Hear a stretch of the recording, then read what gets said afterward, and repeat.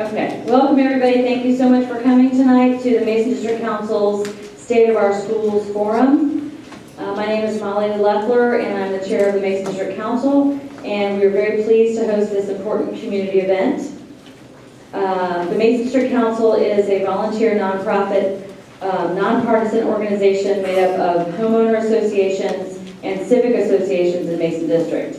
Our volunteers work with Fairfax Federation to give the community a voice on issues of importance. And for our meeting schedule, you can go to masondistrict.org and check out our website. Our next meeting is March 19th, which will be on neighborhood safety with the commander of the Mason District Station. I want to thank all of our member associations for helping with this event. And I want to just give a couple shout outs to our board. And if you want to applaud them, you sure can. First of all, let me thank Debbie Smith, our vice chair from Ravenwood. Our secretary, Carol Turner from Ravenwood Park. Our treasurer, John Clark, guru of sound and camera. And Sid Kalaji, who is helping us this evening from Broyhill Crest, sound tech extraordinaire. Can you hear me okay, everybody? Okay. We want to give a special thanks to Sandy Evans, our school board representative, for helping to organize this event. Jill Barris, president of the Glasgow PTA, for being so helpful to this event. All the other PTAs and hardworking PTA volunteers who helped, and community leaders that helped spread the word on this, and educators. Tonight, the main themes we'll talk about will be overcrowding, funding and proffers, accreditation, and residential development. Other things may come up, but those are the topics that we're going to be focusing on with the panel. And we're going to open up with the folks on the panel introducing themselves, and then MDC will have some questions, and then after that, the audience will get to ask whatever questions you have. So I would like to ask Dr. Garza to give us an example of the "you've been talking too long" bell. Thank you. So if somebody talks too long, they will get the bell, and I haven't told that yet. So she's not in charge of the bell. Carol is in charge of the bell, so do not, and the paddle, the warning paddle, okay? All right. So, I know, okay? And so I'm going to turn it over to our school board representative, Sandy Evans. And she's going to introduce and say welcome, and then the panel will introduce. Thank you so much, Molly. Welcome, everybody.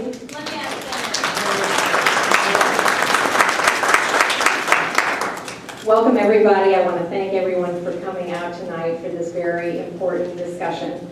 And I particularly want to thank Molly Leffler and Debbie Smith and Carol Turner. Let's give them a round of applause again for their wonderful organizing the District Council. We are delighted to have such a wonderful panel here tonight. Dr. Garza is here, Dr. Karen Garza, our superintendent.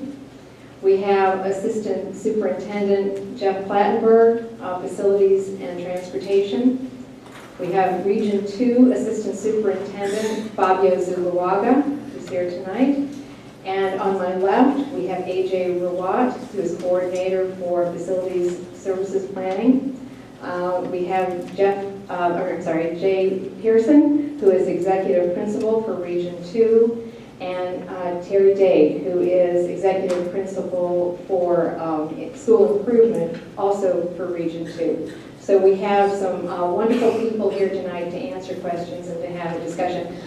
Our school board chair, will be here any moment. Unfortunately, the wrong school was put on her calendar, so she is racing over here from Sleepy Hollow Elementary, but Tammy Zaranek Kovacs will be here any minute.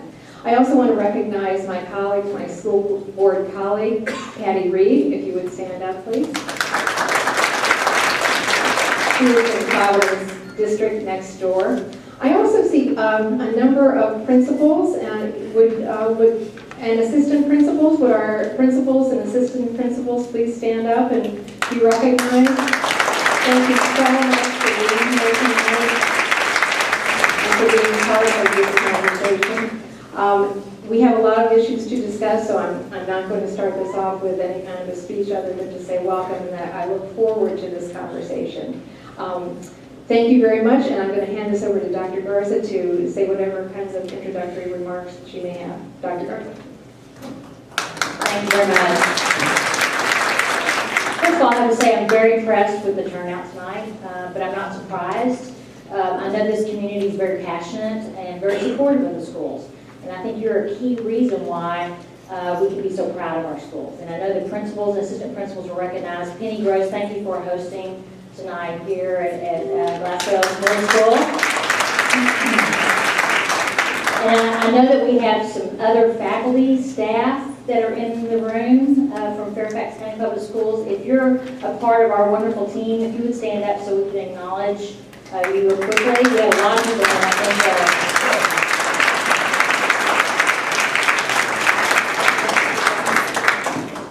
think we are grateful for the supportive community that our schools enjoy here in our community. And that cannot be said in every community throughout the United States. So we're really, really fortunate. And like I said before, all of these factors together make great schools. Do we have challenges?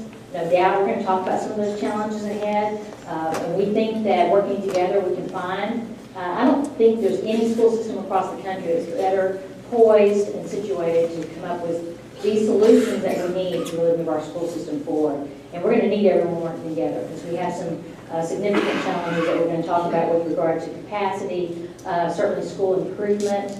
I'm very proud of the fact that one of the many things that we've accomplished, I think, we've been busy, I think, haven't we, Ms. Evans, over this last year and a half. Reorganization, which included Dr. Zulaga, who now is the Assistant Superintendent over Region 2, along with our new executive principal model, because a real focus for us is how do we get more on-the-ground support to our schools. And I will tell you that I'm already hearing that it's making a very positive difference to have that kind of level of support. So we're grateful for that. We also have a couple of folks I'd like to real quickly introduce on FPAC. That's our Facilities Planning Advisory Committee. It's a large committee of individuals that are appointed by our school board. Dan, now is it Amanoff, I knew I was going to do that wrong, and Charlie Whitney that are here tonight. And I'll tell you that I'm amazed and impressed at how many hours they're putting into this work, and we're just really beginning in significant earnest around how do we look to the future around our significant challenges. I kind of laughed last night. We had a meeting that went pretty late last night, and I kind of laughed. We may have to put you on payroll. You're putting so many hours into this. But no, seriously though, we do appreciate how much time and how important it is for us to have the pulse of the community as we make these very important and strategic decisions. I had some other things I'm going to talk about, but I think I'll leave it to the questions. I want to make sure that everyone has time to ask the questions that you have on your mind, but I'll just leave you with this. We have great people all throughout our organization, and we're committed to working very closely with you in the days, the weeks, the months, and the years ahead to continue to do great things for our children in this community. We're here to serve you and your children and your families. So thank you for having us here tonight. Okay, so thank you so much. And I guess we didn't really have anyone introduce themselves. If you guys want to, I think Sandy pretty much made the introduction, so that's great. Okay, so welcome again if anybody who just came in. I did want to clarify that we do have 2 Penny Grosses, and I don't think anyone else can claim this, but yes, so we have Penny Gross, our principal at Glasgow, and our supervisor, Penny Gross, who will be here shortly. She had a conflict with a scheduling conflict, but she's also planning to come. Yes. And Tammy Darren Colfax is here. Thank you for coming. What school did you get to go to? We heard they sent you to the... Yeah, I went to Sleepy Hollow. Luckily, it was close. Sleepy Hollow. Okay. Sorry. Okay. let me just put our slide up here. Okay. So the first question is regarding the overcrowding and the capacity issues. And we kind of have a map here that shows visually which schools are over capacity. But the first question was, what is the plan to address the capacity issues at the schools that are currently over capacity at all 3 levels? And I will turn that over to whoever wants to take the question. Just get the mic on your table.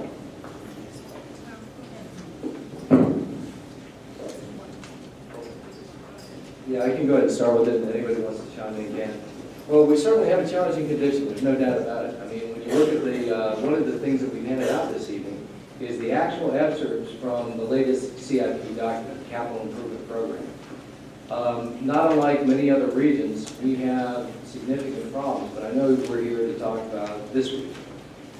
We've been addressing problems that we've been having in this region, and the biggest problem we had as of late was Bailey's Elementary School. It was a project that was 7 years trying to find a resolution and a solution to really untenable situation, especially for the teaching and learning that goes on in our buildings.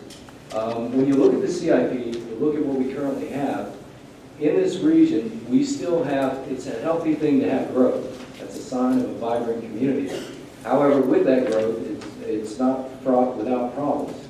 And the problems that we've seen, I'll have a little aside, that we've been addressing is looking at how we can find seats. Now the difficulty is, not only with this region but with others, is that a lot of times where we find seats is not in the areas where we have the capacity challenge. So when you look at the CIP, when you look at the out years, I think this was, I don't know the period of time that this covers. This from the most recent one? Yeah, this is from the Yeah, I current know, but I CIP. didn't know if it was for the out year projections for the 5-year CIP. Do you know that, Debbie, our fact lady? Looks like based on 2014 school year. Right. Okay. So what happens is in the CIP process, we do an annual revision of a 5-year look at what the forecast is. And within that, as you delve further about, I know there was an introduction of the FPAC members, working together, we've started to identify possible solutions, right? Now these are recommended options. They're not the option. They're recommended options to get conversations to begin in communities. It's to identify possible solutions for the forecasting overcrowding conditions. Now I will say, one of the things that we have seen, just a little historical perspective, that where we have forecast the greatest growth, and this region is one of them, but there's also other regions. The greatest growth in the regions, we've also shown that our actuals have come in less than what our projections have been. Now, that's a good thing in this situation. However, it doesn't alleviate the reality of what you're looking at up on the screen behind me. But what you have, and what was handed out, what was provided up at the front, was a copy or an excerpt out of that CIP document. It's the one that starts with the map.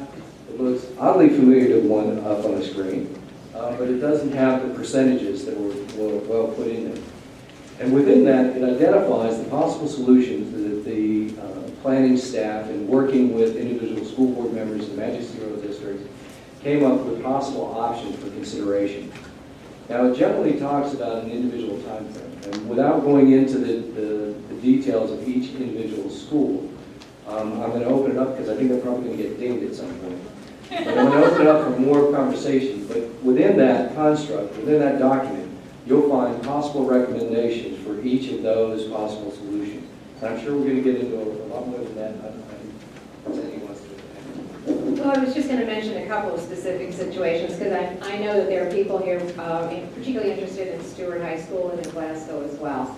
At Stewart High School, if you look at the solutions there, and they may not be fleshed out, we're looking at a couple of things. For the immediate future, what we're looking at is recapturing space inside the building, and facility staff have been over there looking at ways to reconfigure space inside the building. The other solution that we're looking at is the possibility of putting an addition on that school. And the most recent idea was to put a third floor on part of that school. Now that would require the help of the county, we would need to rezone. But those are the two things that we're looking at there. At Glasgow, this school is at capacity now, soon to be over capacity. We do have physical room outside. Many of us in this room remember the days when we had to fight to get Glasgow built out to this level, to this number. We were told at one point it will never be full. It is now full, and this is only a few years later. So that shows you something about the growth in our area. Sandy, sorry, I just have to say that there is a gray SUV blocking a bus. Oh, here. Am I right? Out front here? Out back. Anyone here, gray SUV? Of course, everyone's driving a gray SUV. Did we get a license plate? In the bus lot. Are you in the bus lot and you have a gray SUV? You may want to think about that. Thank you. Back to Sandy. Thank you. Okay, thank you very much. And I won't be too much long. I was going to mention a couple of things.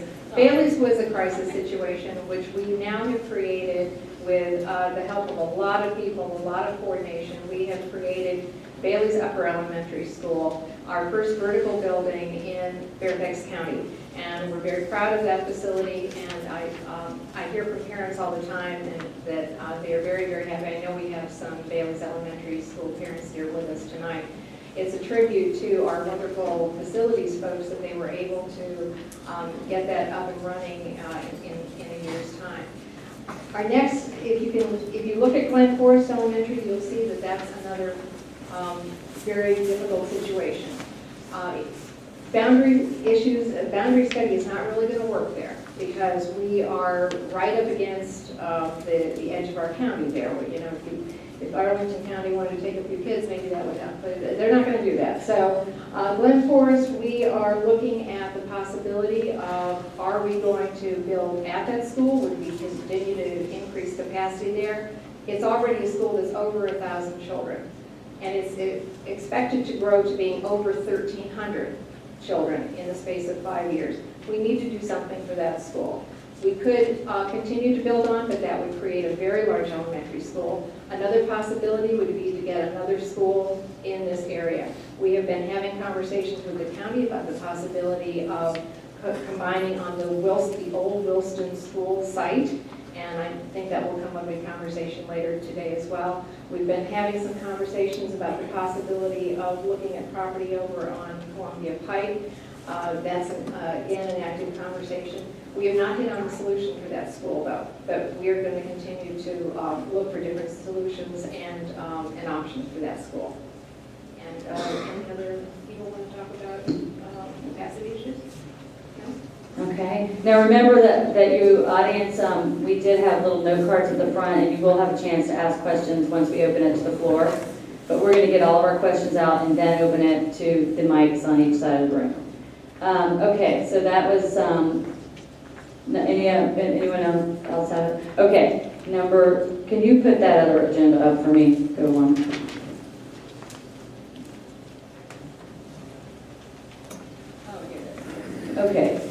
Okay, so the accreditation question. Accreditation is a serious issue, and the Stewart community is very concerned. And it has been accredited with warning for the past 2 years. What would happen if they lose this accreditation status?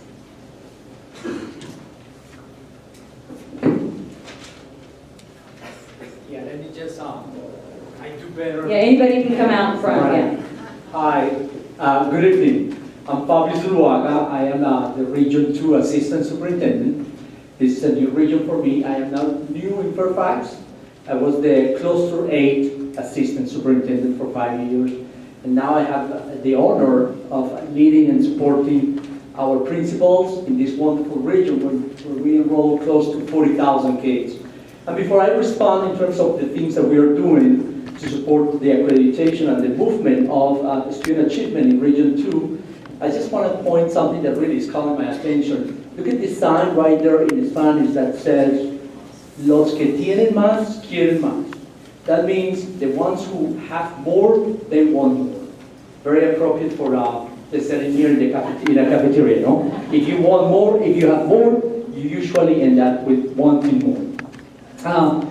Accreditation, In Virginia, you have to have the index in order to be accredited. You have to have an 85% of your students have to graduate on time. This past year, Stuart High achieved a graduation rate of 84%. So we missed that benchmark for 1 point. We are determined to achieve the 85% benchmark this year. We have put some really solid structures in place between Jay, Terry, and myself.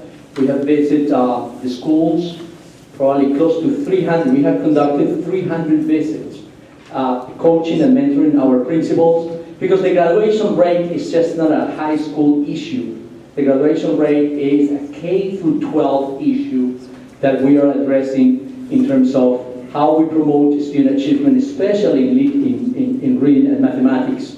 And with that in mind, this year we really have identified all the students at Stuart High that are at risk of not graduating on time. We are providing after-school support to those students 3 times a week. We are providing tutoring and mentoring classes, especially in mathematics, on Saturdays. And the reality is that the vast majority of our kids who are struggling in terms of, in order to graduate on time, are the students that are not fluent in English. Some of them are recent immigrants. They have been in the country probably 3 years, but still, as a former English language learner myself, in order to be able to achieve or master or accomplish the benchmark in subjects such as Algebra 1, Algebra Geometry, Algebra 2, you do have to have a strong command of the English language. Our students are moving that direction, but they are the ones who are struggling right now, so we are providing a lot of support in literacy, in reading, writing, and in mathematics to be able to reach that particular benchmark.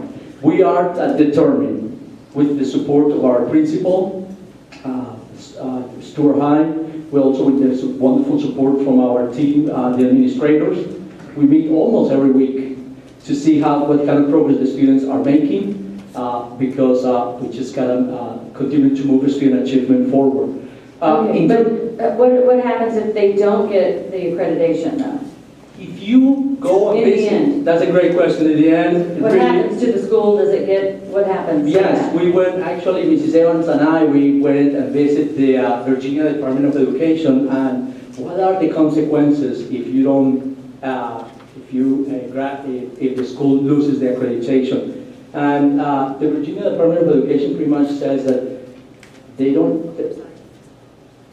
yes, we will have more oversight from them, but at the end, they don't even have clearly spelled out what would be the consequences, because the students do not graduate from a store. Students will graduate from Fairfax. And remember, Sandy, I don't know if you want to make a comment, because you and I read the information from the Virginia Department of Education. The reality is that we will have probably more guidance and more support and more oversight from the Virginia Department of Education. But in terms of other consequences, I don't. Sure. Sorry. We're working very closely with the Virginia Department of Education. In fact, we just had a conference call with Dr. Steve Staples and his team, actually it was a teleconference last Friday, because not only are we concerned about one cell of data being the determining factor for accreditation ratings, which we believe is a flawed approach, we're also concerned about the elimination of some of these tests. You remember, you probably read about they've reduced some of the testing. By pulling some of those out, they may have a serious effect on accountability ratings. So they're really working with us to make sure that this year that there is some flexibility built in. So they will not be taking over our school or anything like that. I'm confident we'll get there. And one more thing I'll have to tell you, I do think it makes a difference having a lot more on-the-ground support. We have, of course, Dr. Zalaga, who's one of our best assistant superintendents. We have an award-winning high school principal that we hired to help us with this. You may also all know Jay Pearson, award-winning high school principal at Marshall High School. We knew we needed a lot of high school expertise and support, and he and Terry Day, who again is also a Rockstar principal, have really been helping us provide support to our schools. One last thing I would have to say is this. We recognize that we've experienced a unique phenomenon this year in the significant number of students entering our system who are level 1 English language learners. It's been very unique, and I believe it's posed, in my estimation, significant challenges for our schools, particularly our secondary schools, at the middle school level and high school. We have engaged a team, and in fact, some of your faculty and staff have been involved. We intend to be in a position this next school year to start a very specialized program, School Within the School, to provide for the unique needs of the student entering high school who does not speak English. It's really difficult, and those of you that have stayed close to Stewart High School and even here at Glasgow Middle School, it's difficult. And so we recognize we have to have a new and different instructional model and potentially some additional adult education that looks different. So we're working on that intensely. We're on an accelerated timeline. The principals and their teams have been very involved, and we expect to be in a position to do that next fall. So we recognize that's part of the solution. Thank you so much, and I want to say that I really welcome this new innovative program that we're going to be starting in the fall. I wanted to add one thing. I know that there was some concern among parents. First of all, I agree. I'm very confident that we will have accreditation, so I don't think that's going to be an issue. However, it was a basic question, well, what about the IB diploma? What about my child's diploma in graduation? That does not affect any child. So regardless, the children still graduate with an IB diploma if they have a full IB, and that is not deleted in any way. But again, I'm confident that we won't even be at that point. Thank you. Okay, I'm going to skip to number 5, and I'm going to ask you to put that spreadsheet. Oh, I guess I should read the question first. Please skip back one slide. Okay, this, actually I'll just show you guys this. This is the residential percentage that they're talking about for Sears, and we've it's 80% residential compared to some of the other areas that are closer to Metro. Now, this isn't the final number for Sears, but this is some of the discussions that the neighborhood working group has been working on. I just want to show you that that's a lot of residential coming our way. And then we'll skip to the next slide. Backwards, please. From there. This is actually upcoming development. So you see there's going to be 5,210 units at least in the Seven Corners Task Force recommendations. That would be over near Wilson Center, Patrick Henry, and that area. Then the Bailey's Crossroads Comprehensive Plan Amendment, that's near Trader Joe's. That would be, or is that Trader Joe's area? The whole Bailey's area. That's nearly 9,000 units. Those are just kind of figures that they're saying they're allowed to build to. Below there is the actual things that are going in. So Sears is still in discussion. 6406 Arlington Boulevard, that's the Twin Towers over there by Route 50. That's already going in, 174 apartments and 14 townhouses. That's it going in. Southeast Quadrant, that was just approved. That's going to be 250 to 270 apartments. That one is over Radley Acra off Columbia Pike. I believe that feeds into our friends at Glen Forest and Park Lawn. I don't know. Sandy probably would know that. But Roslyn Auto Body, again, that's your Park Lawn, Bailey's, or a lot of us at Park Lawn, probably maybe that Columbia Pike. That's going in, 77 townhomes.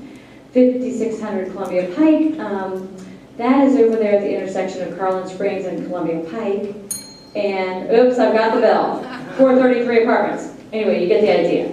So that's why I think one of the impetuses to have this forum was because of the development that's coming. Here's the question is, can you put the question out for me? Are these, when residential development proposals are made in areas where schools are over capacity, can developer proffers be raised from $11,300 per student, or can the school board vote to not approve any new development proposal? This is the question. Well, first of all, in the proffers, we are having this conversation at the board level and with our staff and with the county staff. We just had a work session in which we looked at the student yield ratio and the proper formula. I think and our FPAC members as well said that this $11,000 should be about double. And of course, $11,000 does not pay in Fairfax County for 1 year for one child. So my own sense is that, yes, we would certainly, the school system would certainly like to get that number up much higher to pay for the children. At the Sears site, Remember that we've also asked for another meeting of the joint budget development, infrastructure finance committee. right. And we have asked to, that's right, thank you, Dr. Garza. We have asked that is a joint committee, and I served on the committee along with Mrs. Reed and Kathy Smith on the school board, along with 3 members of the board of supervisors. We did make some progress as far as the budget. We would like to make more. We feel that this is a topic of conversation that we should continue to have with the county board as well. So and specifically on proper, specifically, and the student yield ratio is something that we're also having a conversation about. I raised at the work session the idea, could we ask for a bonus proffer in areas where a school is over capacity? And I'll take the Sears site as an example. The Sears site, any development that goes in there, the students there will go to Sleepy Hollow Elementary School. That's in the Sleepy Hollow catchment area as well as Glasgow and Stewart. And Sleepy Hollow is at capacity, Glasgow's at capacity, Stewart's at capacity. So I think that's a good example, and I'll say I've been following the Sears development throughout that process, of course, and I can take my school board member hat off for a moment and say, as a neighbor, I'm concerned about too much development there. As a school board member, I'm concerned about putting a large number of children in schools that are already at or over capacity.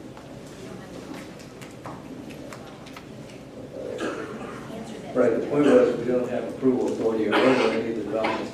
One of the things, none.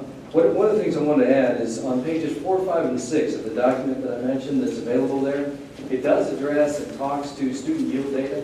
It also speaks to the proper aspect. Now, there's a little bit of it can get a little salty and a little chewy when you get into it, but what really happened is, there was a motion by the Board of Supervisors in 2002 that really acknowledged the need to start providing these types of things for the school district. That was a very progressive movement where a number of people, both with the school board and the planning commission and the county board of supervisors, worked together to come up with some way that the school system could benefit. So the feeling and belief is that that was great for the time. We need to have that conversation again. The school board has directed staff to go ahead and start working with staff, both with the county board of supervisors and also the correspondence that will be being sent over to re-engage the infrastructure finance committee for that purpose. Anyway, the only thing I'll say is pages 4, 5, and 6 really go to the delineation of it. It talks about the student yield, the accuracy of student yield. It also talks about the proper contribution and each of those benchmarks, because when you look at what is planned, what actually occurs, as been evidenced by those of you who have been very active, and I think in part influential with the Sears development, you can see how those are pulled out, re-examined, and that public process, I think personally, is rather effective, because it does have an impact on what eventually will be approved by zoning. What actually gets built, if you look at the work session that we gave, there's detailed information that's online about that, where we talked about and gave an example of previously approved developments, and I think we did it in the Tyson's area, as to which ones actually have been constructed and the duration of time with that. It just provides additional insight that I think is really beneficial.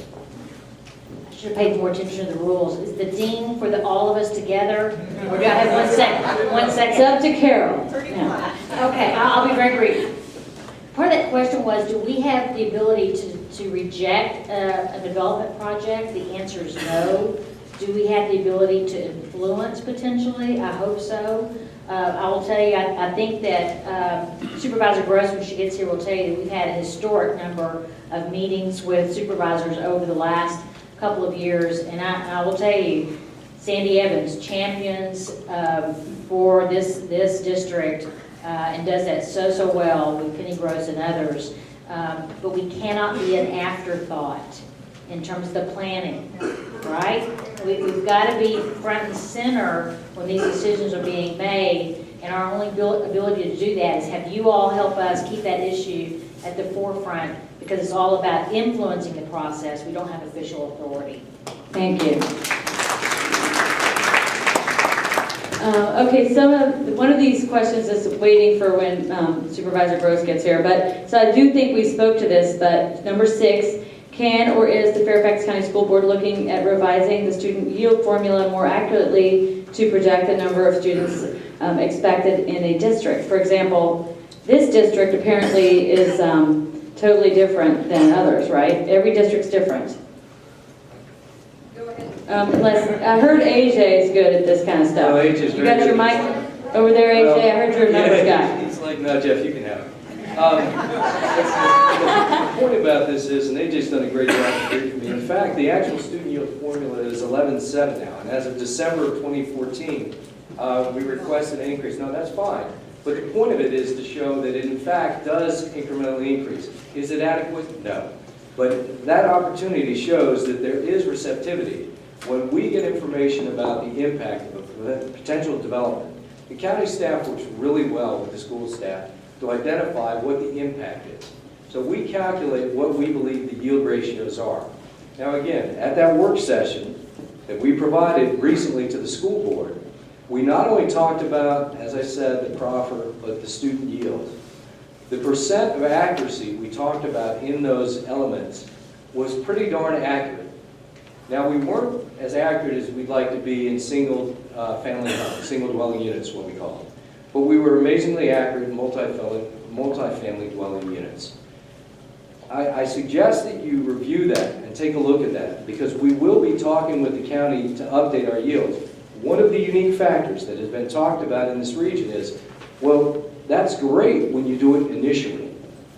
But when we look at the recycling of developments, and we've all experienced about, in fact, as planning departments, we look at our kindergarten birth rates, and then we looked at the actual attendance. And in certain communities, that difference 5 years later about the number of students that are attending our schools in those regions reflects home sales of young families moving in with multiple children. And the impact of that in some regions is a higher percentage, and we have to factor that in. So the point, in certain regions, we're seeing that over time, certain type of dwelling units have, in some cases, a potential greater impact. Now, there's a difference. It gets down into how high the high-rise, what the initial price points were, where the price points are. There's a number of complexities, but that's part and parcel of the reason why we were asked as staff, and then correspondence to re-engage the Infrastructure Finance Committee, is to go ahead and discuss all of that. Because in the past, heretofore, that element hasn't been a component. And it's one of the things Ms. Evans has been pushing, I know Ms. Reed has, and the school board as a whole, for us to look at that and to get to that level of granularity. Because not only is the concern about the dollar amount, but the concern is about the timing of when the impact truly will be fully saturated. You've got the bell. Okay, Sal, sorry. Sandy, okay. And this is a discussion that we're going to have to continue to have.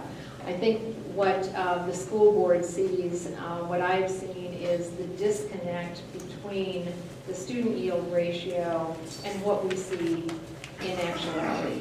The Sears and the Wilston situation is a good example of that. With 589 units in Wilston, the student yield ratio was projected to be 179. Our actual there currently is 391, more than double. So we see that disconnect and say, how can that be? It doesn't reflect reality. Well, and there are explanations for it. The student yield ratio doesn't take into account aging housing units. It doesn't take into account when the economy tanks and people double and triple up. So, but I want this conversation to continue. I think my colleagues on the board do as well, to make sure that whatever we are doing, that we reflect reality. in terms of what we get in terms of proffers, because that's the reality that as a school system, we have to deal with, not just the number of students who come in the door the first day. Okay, thank you. We just want to make sure we keep going because we want the audience to get their chance to talk and ask questions. So we do have just one other question, and then we're saving the others for when Supervisor Gross gets here. When does the school, did we say that? Where am I? What's the final one? When does the school board weigh in on deciding? We did that. Am I? Yeah. Yeah, did we say who decides where the school goes? No, they said they could. Okay, yeah, we're done. We're finished, right? Okay, now we'll go ahead and ask this. When Mason District Council has an online petition with over 500 signatures in support of the school board's request to return the Wilson site as a school, we went a step further and asked for the Fairfax County School Board of Supervisors just to give you back the property. And so we had 300 signatures in 24 hours. And so if you want to sign up on that, you can still sign it at masondistrict.org. But what's the question follow-up here? What can we do to make sure you get this? What can we do the community has spoken several times. In fact, if my thing was up, we would show you that several requests since 2012. There's been community requests, numbers of requests for it. What else can we do to get this to be used as a school with all this stuff coming? And, over to you. Well, first of all, I want to thank the Mason District Council for taking the lead on that and for everybody who did sign the petition. This is a conversation that we continue to have with the Board of Supervisors. As many of you know, we have had discussions with the county about regaining that site and using it for a school or for some kind of classroom space. The board put itself on record in January of 2013 as requesting that site back to use for a school site. It hasn't happened yet, but we had Dr. Garza and I, and perhaps Dr. Garza would like to add to this as well, but we had a meeting in early December at which we discussed this, and we are having continuing conversations about whether the school system can either regain that site for a school or whether we could do some sort of whether we could combine. We talk a lot on the board, on our joint boards, about true community schools. A true community school where we have classroom space and also surrounding services, health services, for example. We've never been able to truly do that, but I would be hopeful that we could work with the county board and get something going on that. And Dr. Rosie, did you want to add to that at all? Or? Since I've been here, I know full well that Jeff Plattenberg and his team have worked very closely with the county team, and there have been many conversations about the Wilson property. Leading up to the fact that we felt like we had to go another direction to solve the challenges at Bailey's, because it was, in our view, a crisis situation, and we needed to think creatively. I give a lot of credit to our facilities team and Jeff, and I think it was a creative and fast response, and I think it was a beautiful school. We're very proud of Bailey's Upper Elementary School. We thank the community for supporting us. But there have been many, many, many conversations. Yes, there was a formal conversation, but there were a number of other conversations. We felt like we just needed you all to know that we've had those conversations. There have actually been a formal meeting, but it's been multiple conversations behind the scenes. Is there still opportunity? I believe there is. I think you could ask Supervisor Gross when she gets here. I think there's still an opportunity. I think she's hearing from the community. I think you're making a difference in the conversation, because I've sensed that the conversation is changing somewhat. And I think there is an opportunity to do something new and innovative that not only serves children, but also serves families with wraparound services. So I think it could be another opportunity to do something unique and innovative if we can work together and do something really special. Thank you. Okay, at this time, I want to open the floor to audience participation. Debbie will man the mic over there. If you want to Be prepared to ask a question. You may come up to one of the mics on either side of the room and ask your question. If you have a specific school, county person to address, make sure you ask that person. And if you're too shy, I have Sarah walking around with a basket and little cards, and Amanda is going to help do that. If you're too shy, you can put your question on a card. Make sure you write legibly and indicate who you're asking. I do recommend, though, that everybody, we like at our forums to have people get up and talk. Right now, I'm going to turn it over to Jill Barris, the president of Glasgow PTA. Let's give her a warm welcome for her volunteerism, and here you go, Jill. Thank you, Mom. Thank you, all of you, for being here with us tonight. My name is Jill Barris, and I have a 6th grade student here at Glasgow Middle School and a 9th grade student at Jeb Stewart. Dr. Garza, thank you for bringing up the innovative program for Level 1 English learners that's proposed for Stewart next year, and I'm looking forward to learning more about that. But tonight I want to inquire about the Fairfax Leadership Academy. On Monday, the Washington Post published a column by Jay Matthews supporting the implementation of the academy. This academy would serve approximately 400 middle and high school students in the Stewart Pyramid and would focus on the significant educational needs of this community's most struggling and at-risk students, including those ESL students. The academy would also help to alleviate significant overcrowding at both Glasgow and Stewart, and would address student needs across a broad spectrum. I'm encouraged to see these kinds of innovative solutions being put into practice. And I'm very curious about when and if FCPS will support Fairfax Leadership Academy as it is supporting the academy that you referenced earlier. I'm happy to address that. Eric Welch is somewhere in the room, and Eric, I give him, there he is, a lot of credit to his insight, his passion for students, and I think Sean DeRose has also been very involved in that. Right now, we are not in a position to open Fairfax Leadership Academy. Is there an opportunity down the road? Maybe so. Keep in mind, we've cut almost $500 million out of our operating budget. We've cut almost 2,200 positions in the system. So our ability to be innovative is somewhat limited, and we have to focus what limited dollars we have to do that around areas that are our most critical need. Next year, we're saying we're going to open an innovative school-within-a-school model at Stewart High School and Lee High School. We hope we're in a position to implement that and expand it further in some other high schools, middle schools where we have need. And so right now, that's our priority. We've asked for Eric and Sean to help us. This gives them an opportunity to also put some of their ideas in action, and we can see where we go from there. We certainly want to take advantage of that passion and dedication that they have for our children and this community.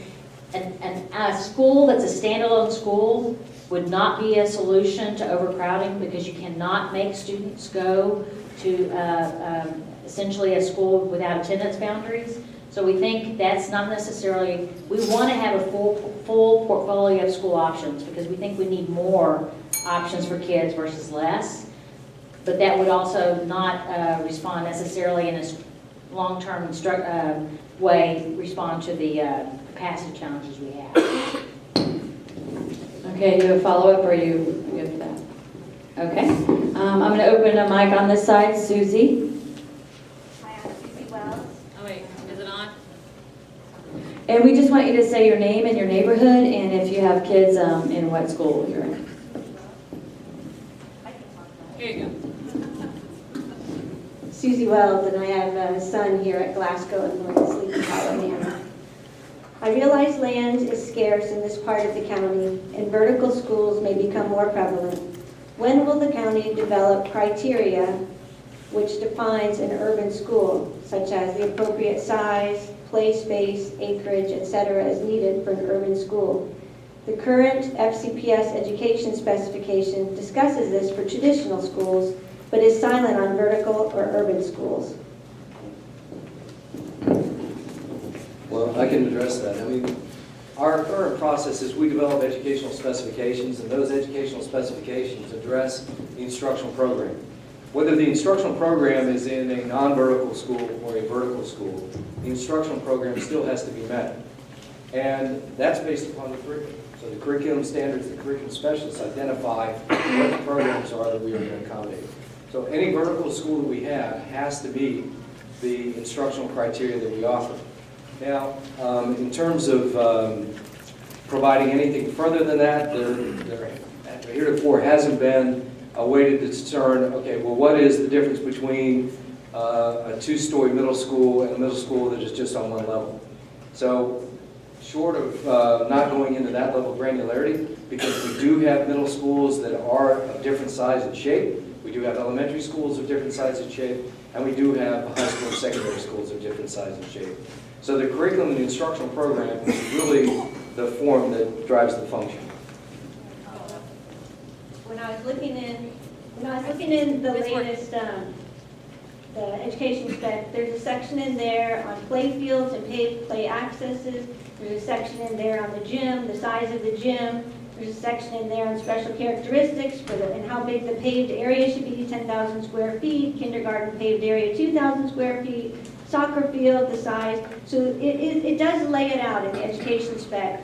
And that has not been discussed. I've heard mention of the Tyson's model, which is different from the Bailey's upper model, which is different from the discussion of putting an elementary school on Columbia Pike, which is a 2-acre lot. I've seen emails where we don't want to go smaller than 5 acres, but we already have with Bailey's, and now what's the right size and how do you accommodate? I think that would be worth documenting. If the county knows they're going to urban schools, they should think about what's the minimum they'd be willing to accept instead of keep changing that as the situation becomes more dire. Yeah, the situation is evolving, and it is dire in a number of different regions, and they're not producing land. So your comments are definitely well received. Okay, next. We're going to do a couple of these folks who come up. We prefer you come up, put it that way. This is like the least line we've ever had at our forums, okay? I'm going to let you know, you all are shy, I guess, but yeah, usually we have people lined up. Okay, next, name, neighborhood, and school. All right. Sorry, I'm short.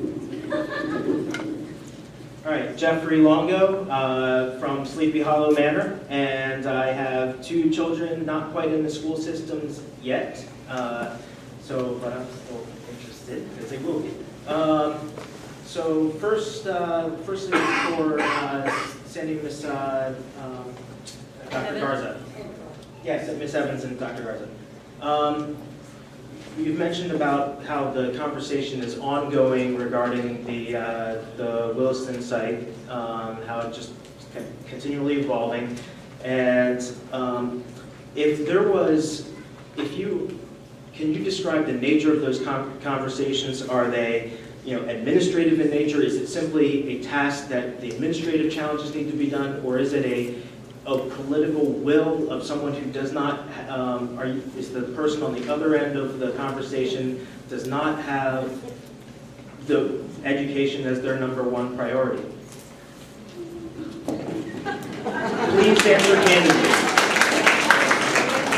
Basically, the short answer to that is the county owns that site. We gave it back to them in the 1980s.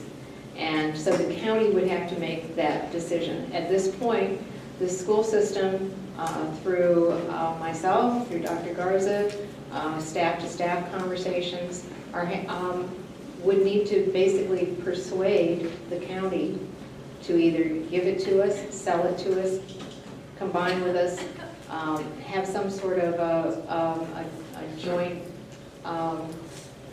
work on it.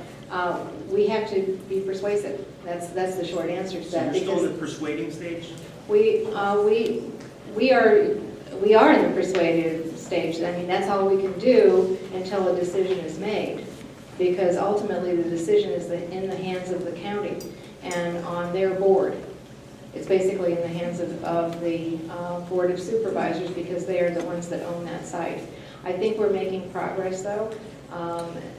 When staff talk to staff, when Dr. Garza talks to the chairman of their board, when I talk to our supervisor, hopefully we can come up with a plan that works for everyone. Sandy Nicola, are there schools on board of property now? Are there schools on board of, oh, you mean county board? There are on county-owned property? There are a number of different property, the evolution of the history of Fairfax County, there's a number of different parcels where it has been county-owned property that we have schools on, okay? So when you look at all the different land base and the land site and the different acquisitions that have gone over time, we have a number of different, in fact, even if we were to ever get rid of any property, we have to go back through the county to see if there's any desire for the county to have it. It is semantics, absolutely, they still have to let us do it. Okay, follow-up, Mr. Longo? Yeah, this is actually for the audience, just a 10-second plea that if we don't currently have a supervisor that has number 1 priority for the schools, we need someone that does. The deadline for filing that application is June. Please, someone. Well, I think Supervisor Gross will be here shortly, and she can answer some of this herself. I do agree with Ms. Evans, and I do think there's reason for optimism. I will tell you, anything like this where we talk and we cajole and we, have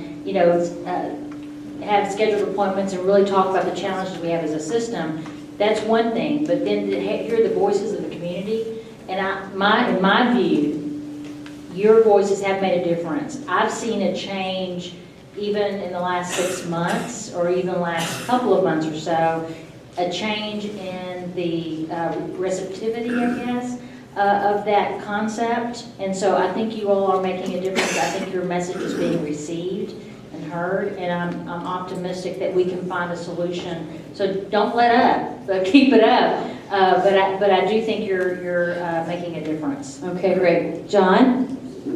Well, I was going to ask part of that question as far as the discussion about Wilson. Speak in the mic for me, please. I don't want to spend too much time on Wilson, but if that discussion has salient points on the county side for not giving it back to the school system, it might be helpful to know what they are, so that we either political pressure or social pressure can be applied to resolve that. Presumably they have their priorities, whatever they are, not necessarily school, but we need to know what they are before we can judge whether that discussion is not progress, and apparently there hasn't been progress for quite a while.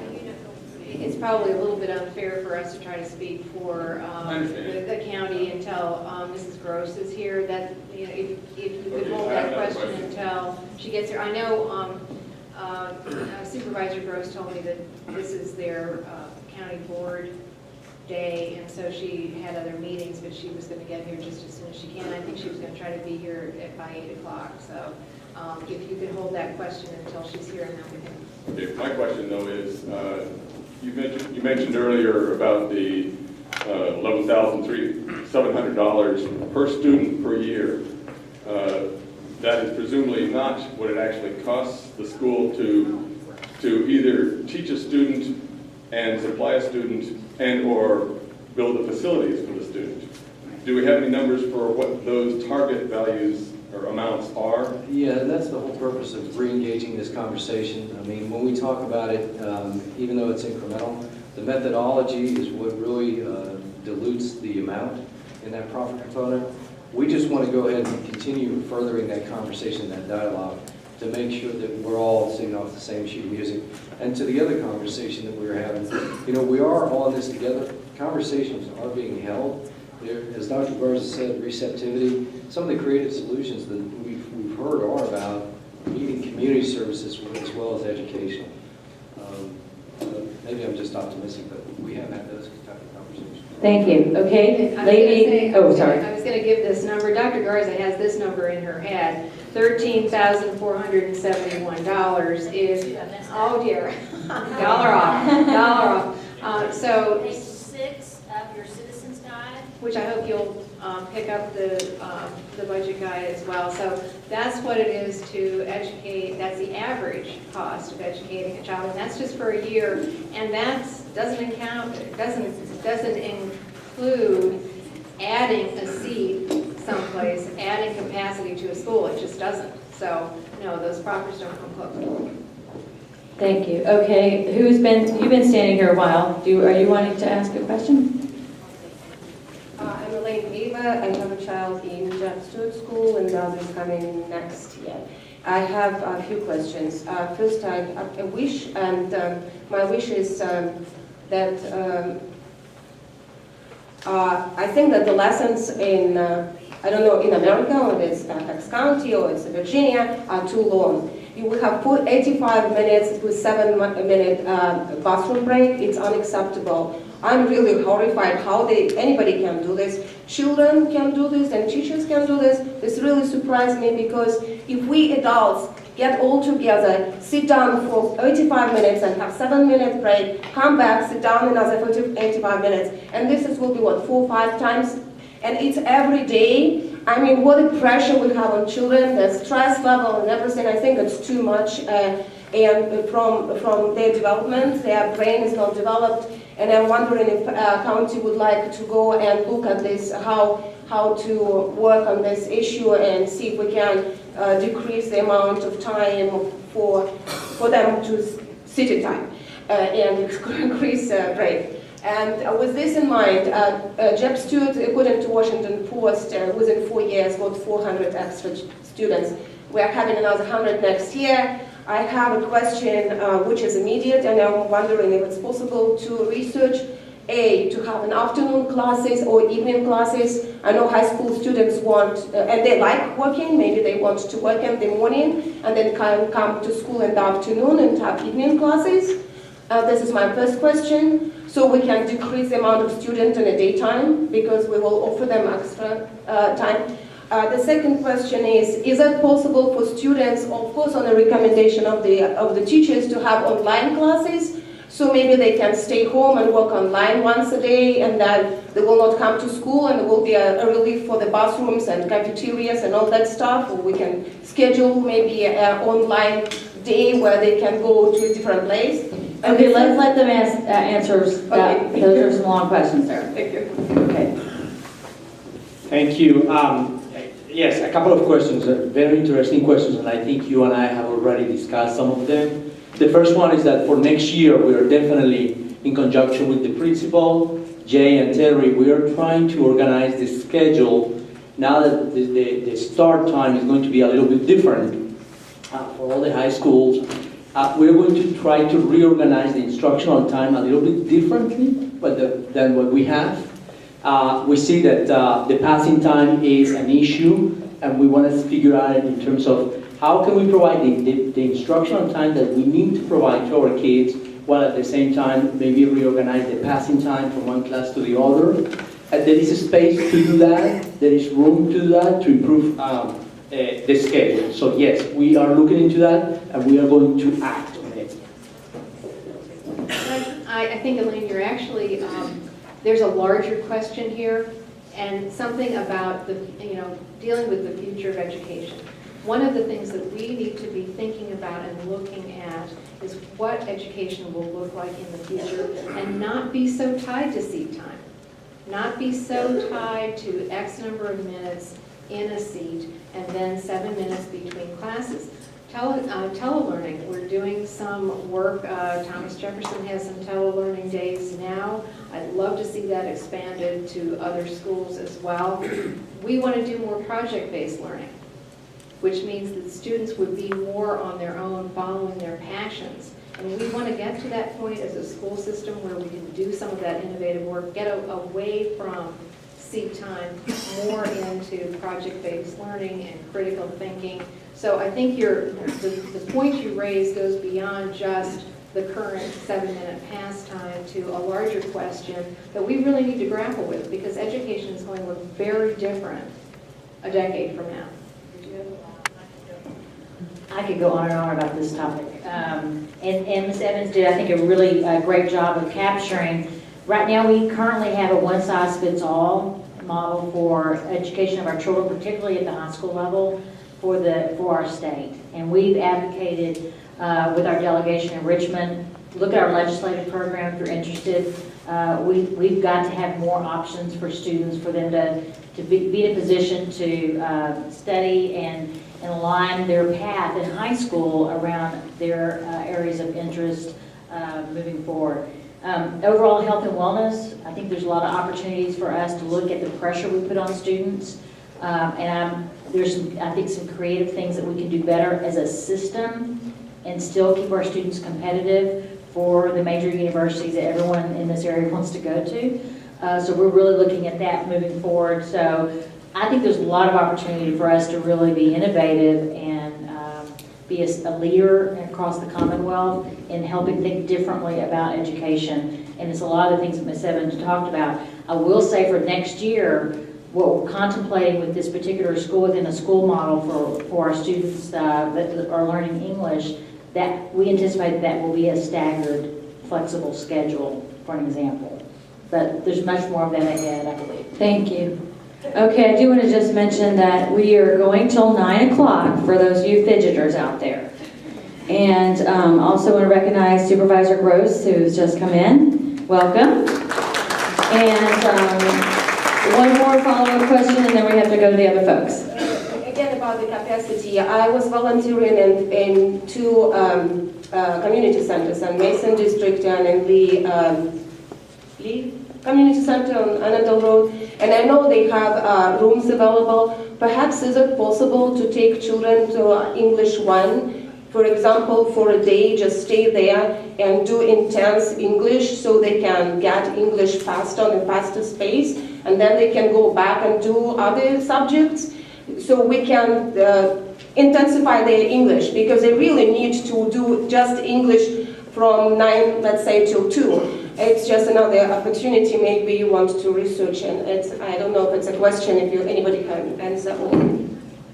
I think you have some good ideas over there. On this model that we're looking at is very literacy language intensive, and that means students would take the full array of courses that a traditional student would take in order for them to learn the language and grasp the language well. So it's a very different instructional model. We're looking at successful programs all across the country to see what we can take and learn from and make better than maybe some other schools across the country. I know that Dr. Zulaga and others have visited some of those programs. Okay, Debbie, somebody over at the mic? Oh, I'm sorry. Just to clarify with our language program that we are trying to implement next year, those are ideas. No, those are ideas that we definitely will take into consideration. We have a great group working on it, and our main goal is to see how we can accelerate, like Dr. Garcia just explained a few minutes ago, how we can accelerate the language learning for those students. Yeah. They already has a literacy council program there for adults. Okay, my name is Amy King, and I live within the Beach Street community that my daughter attends Belvedere 3rd grade. First question is about your school within a school. I think it's a great idea. Are you going to expand it to the grade schools? Because here's the problem. Kindergarten, first, second, third. I mean, I subbed as a long-term sub in 5th grade to help with getting literacy for 5th graders up. It's shockingly low.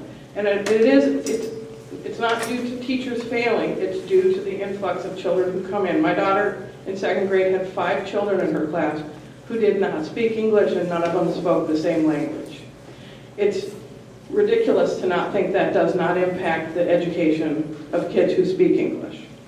So integration to the point that it's impacting all of our children negatively is bad.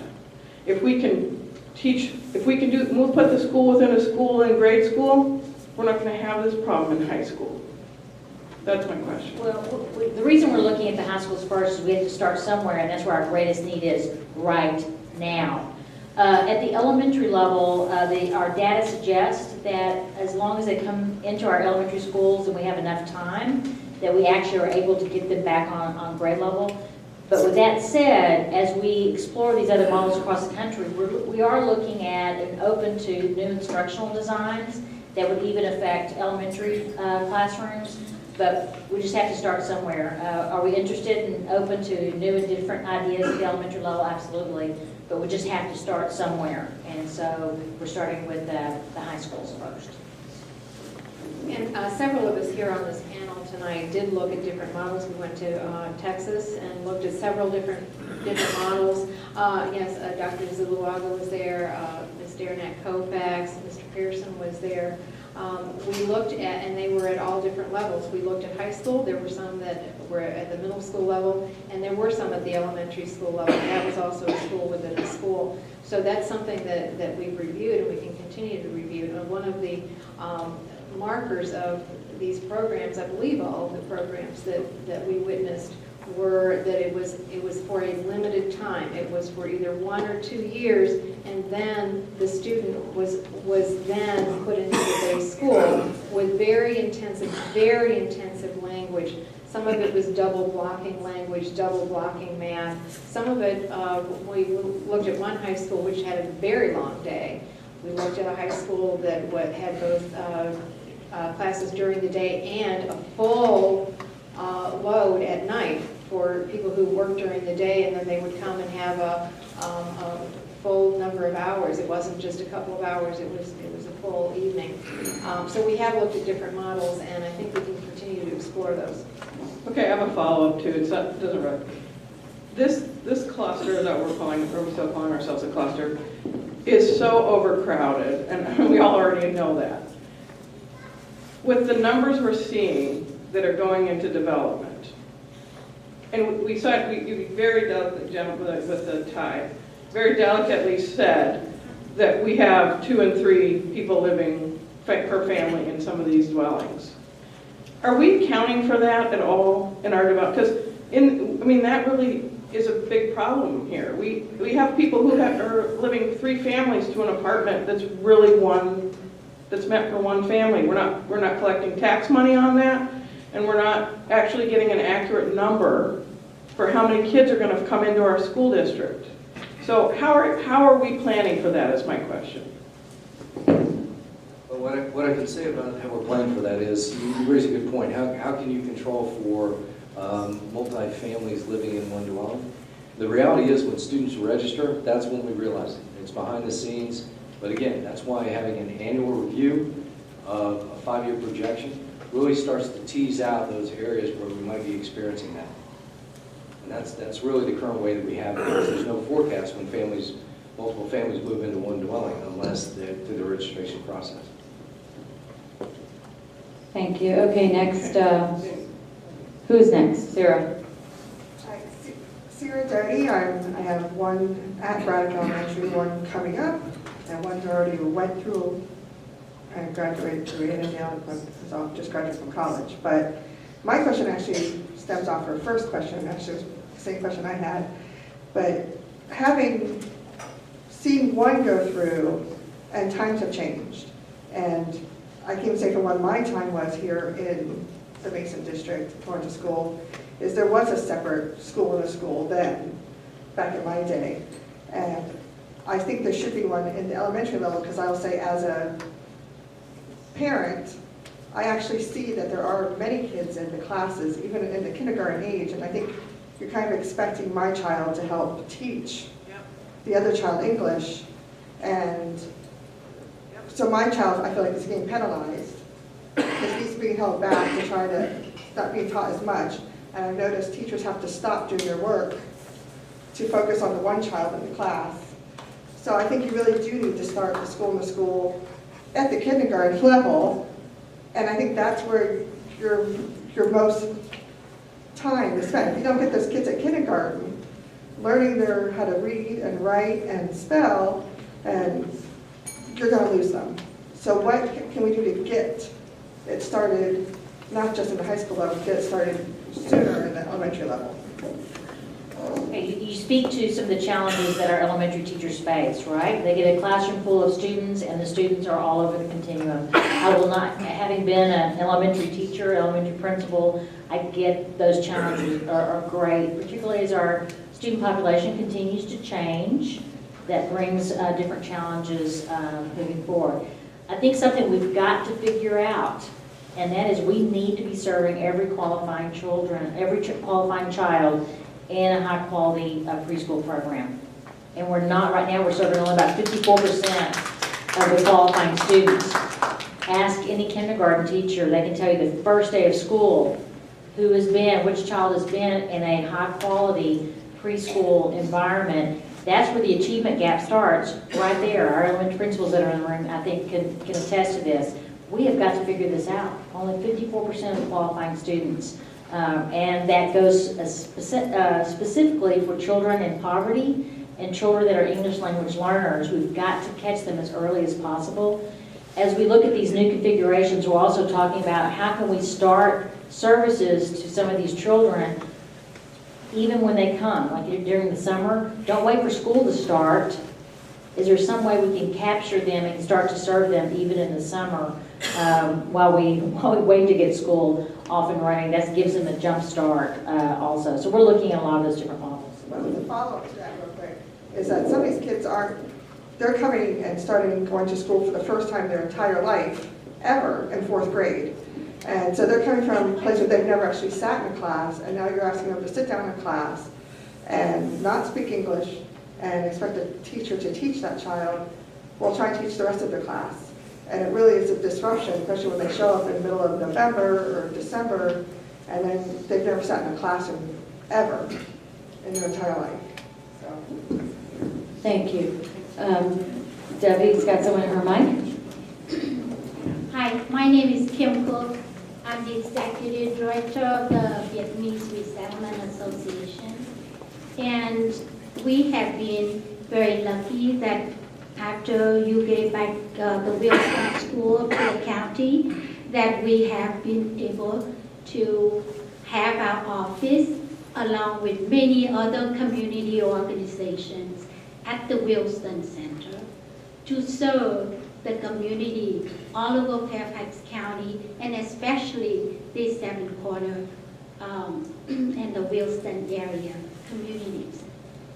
I have been a clinical social worker and I started out in 1970, and in 75, when so many refugees and immigrants came to this county, they were so welcome. And many of them have done very well in this county, thanks to the school in many ways. Many of our children are now doctors, lawyers, engineers, teachers, social workers, and very much a part of America.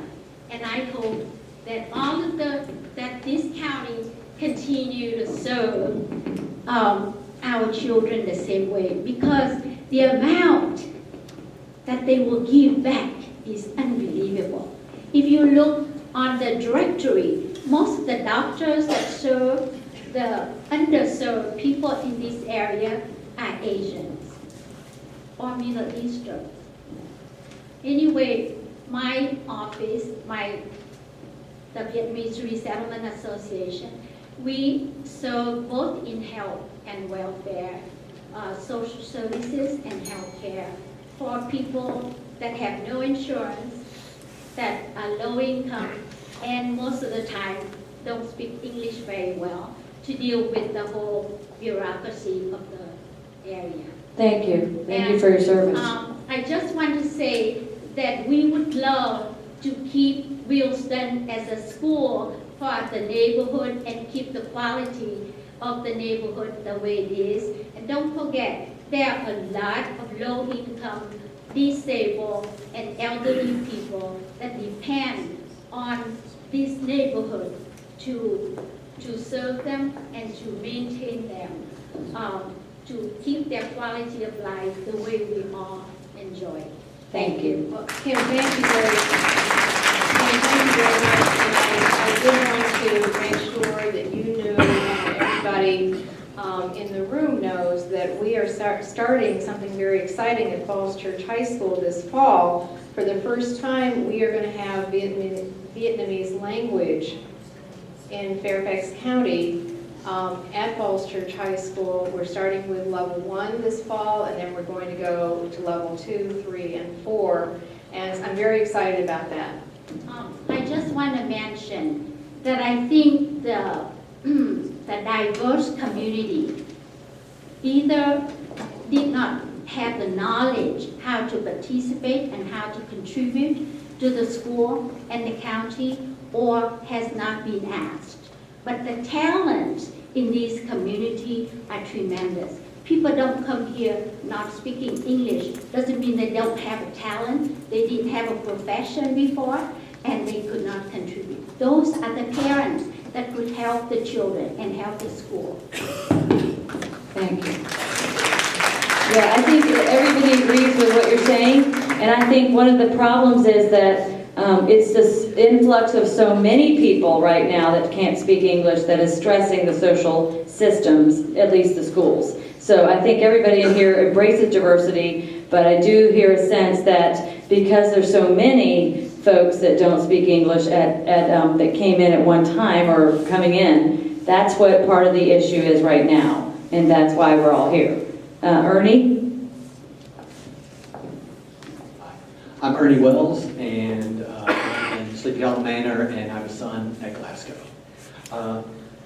We moved here in 1998, and not to curry favor, but as a voter in local elections, I've only pulled the lever for Sandy and her predecessor and Supervisor Gross. So I've generally supported all the bond referendums on the ballot for paying for services that, and I'm willing to contribute to those services that make for a good community, like good schools and infrastructure, parks and libraries. As a general rule, we as citizens don't have the time to become an expert on every issue and decision, land use, schools, bonds that the county makes, decisions that the county makes in our area. And a general level of trust is essential to getting those things done in the county. And I would say that for me, and I would say, speaking for a number of my neighbors that I've spoken to, that level of trust has eroded over the last few years based on our recent experiences with the county decision-making processes. And whether it was the 2012 school bond referendum, and specifically what that would be used for, or the Bailey's Upper School site selection and the lack of communication with the neighborhood, the local adjacent neighborhoods ahead of time so that they understood what was happening. And we were very involved in that. And the lack of full transparency in the county's plans for the old Wilson School. If it's not intended to be used for a school, what does the county have and plan for it, as other people have said today? So I would address this question to Sandy and Dr. Garza and to Supervisor Gross. Do you recognize a problem with the level of community trust, and what can each of you do to help rebuild the community trust in the way you do business and the way you do business with the community?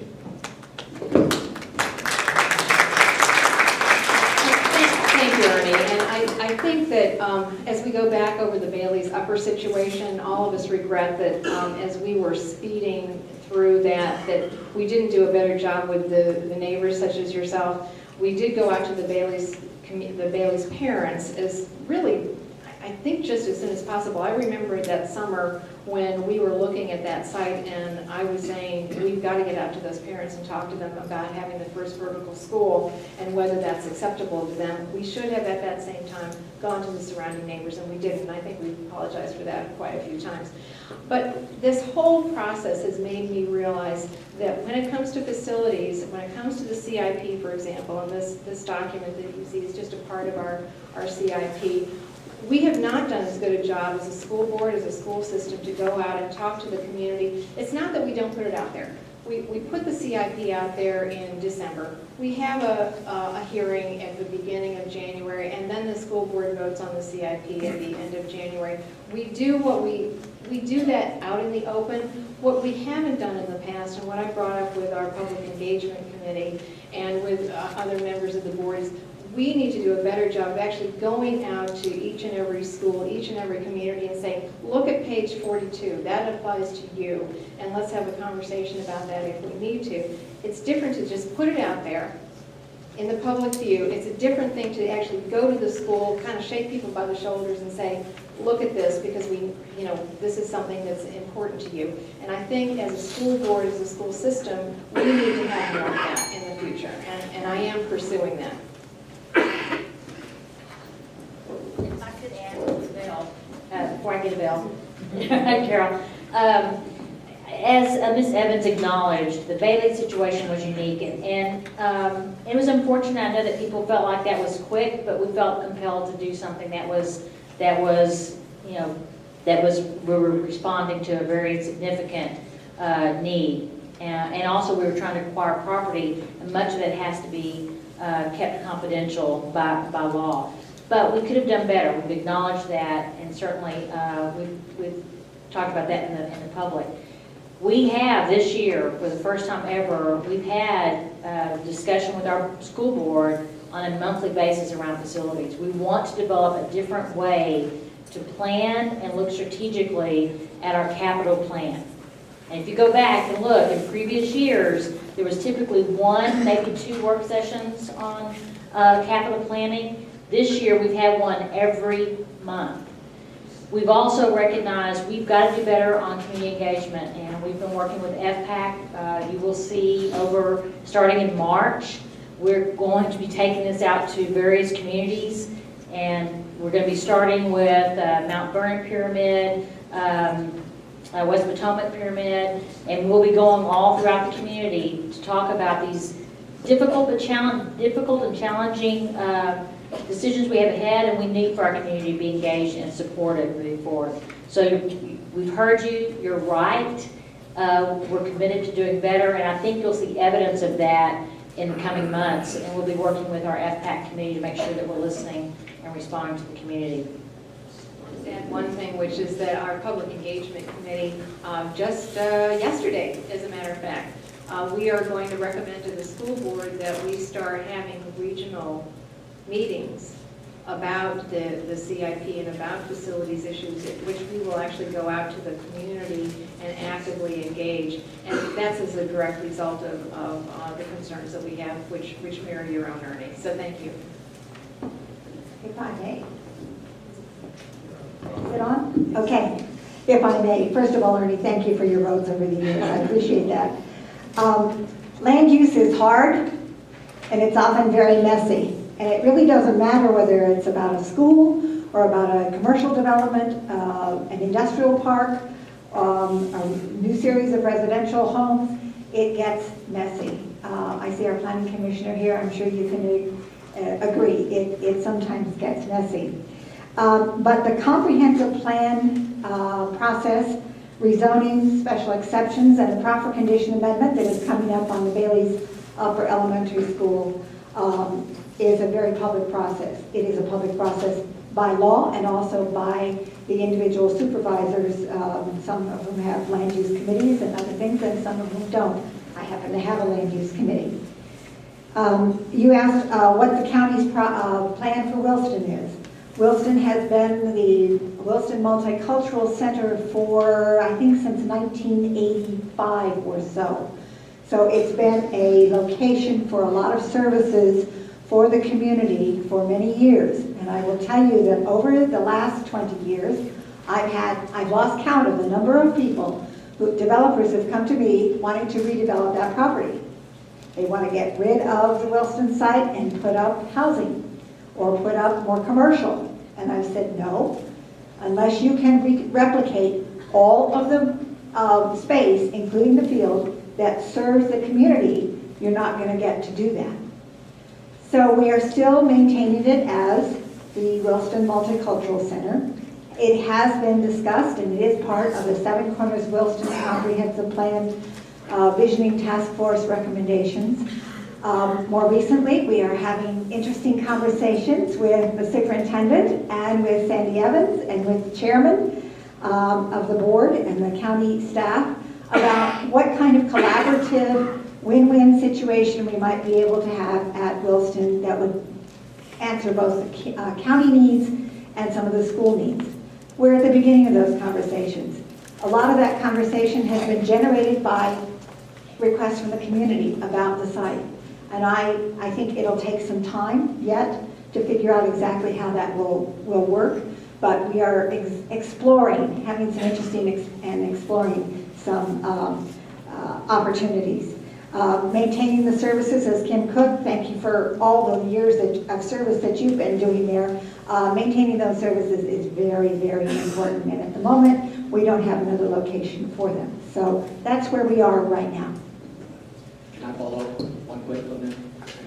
When Molly earlier, Supervisor Gross, you weren't here, but we've talked about all the development that's going on in all sorts of areas of Mason District in terms of new residential development in our area that has been unable to kind of keep up with the capacity issues we have today, and it's been a problem. And Mr. Plattenberg said that, if we're not getting new land, there's not a lot of real options that are out there that are obvious to people.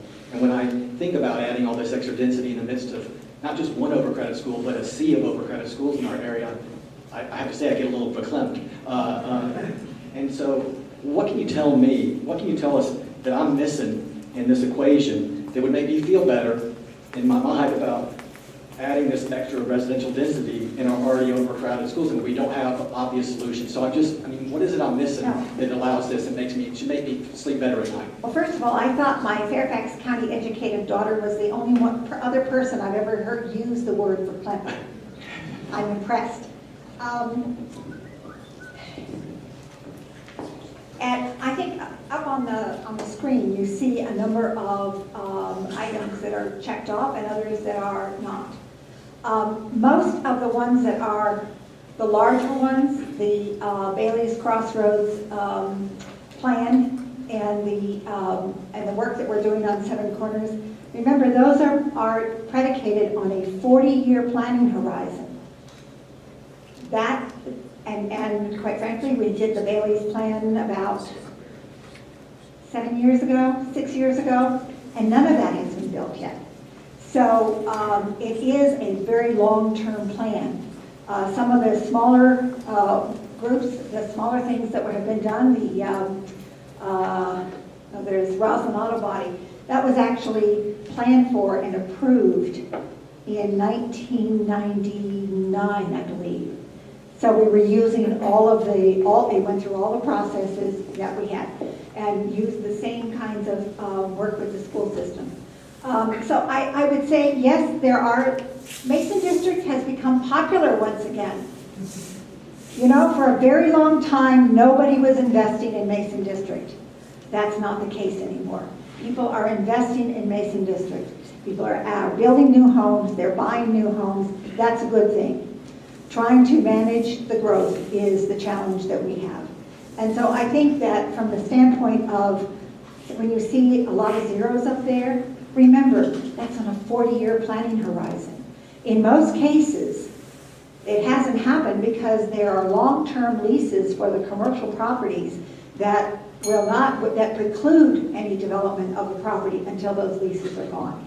That's just a little more insight into the planning process and also the land use process in Fairfax County. I would say my concern wasn't just the planning though, it was about, I see buildings going up, like on, in some places all over the Mason District too. Some of these buildings are going up, not just the Sears property, but there are extra density filling in right now that I'm worried about just today, much less what might come in the Sears property. Let me add, if I may, because I thought I saw up there, let's see, not Cherry Street, it was the other one, Arlington Boulevard, where they're doing high-rises. That was actually approved in about 1977 and never built. And under the laws of Virginia, once it is zoned, you have the right to develop under the zoning. If you want to do something else, you have to come forward for a change. But once it is zoned, you have the right to develop it, even if it was zoned decades ago. That's Virginia state law. Thank you. Yeah, I think for the parents, though, we see all this coming in, and we already know we're at capacity at the schools, and basically the schools, the social system of the schools is having a problem with it.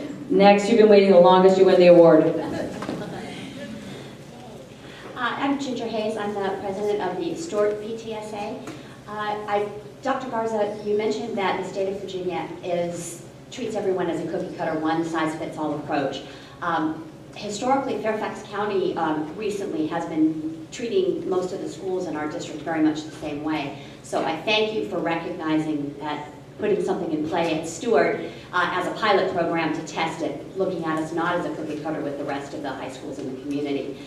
What I do challenge, however, is challenge all of you on our school system and on our school board to look at that, because you're talking about putting in something in place to help a small group of people at one end of the spectrum. We also have an IB program in place that helps people at the other end of the spectrum. And in between, we have over 1,600 other children who don't fall into either one of those two categories. And there is a lot of concern about what the resources that are going to be going to and how are they going to be treated in the classroom environment. You mentioned a couple of hundred people. The senior class outgoing at Stewart this year is 350 students. The incoming freshman class next year is well over 500. So you're not looking at a one-to-one ratio. So all of these issues combining on top of how are we going to continue to make sure that the bulk of the student population is served. What kinds of programs can we look at putting in place that's going to make sure that it's across the spectrum that all of the students' academic needs are served.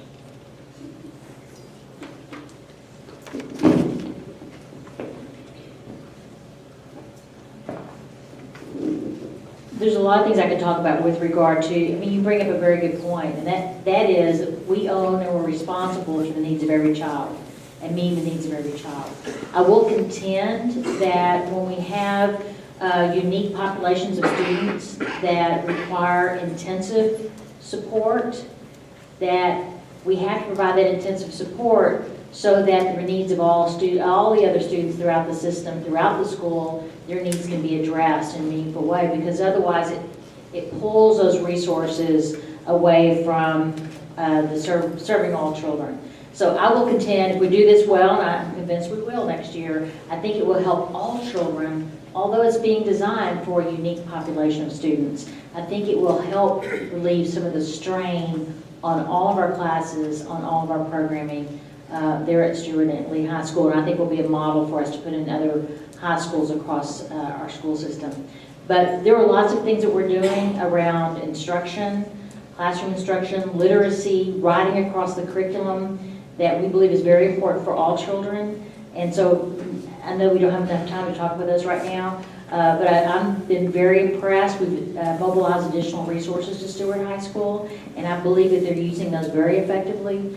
And I think the support that's being provided by these gentlemen that were mentioned earlier, I think is having a very positive impact. I think there's evidence to demonstrate that. Debbie? I would just add too, I think if Bobby wants to say something as well, I don't know if Jay and Terry want to add, but I would say there's nothing quite like having a great teacher.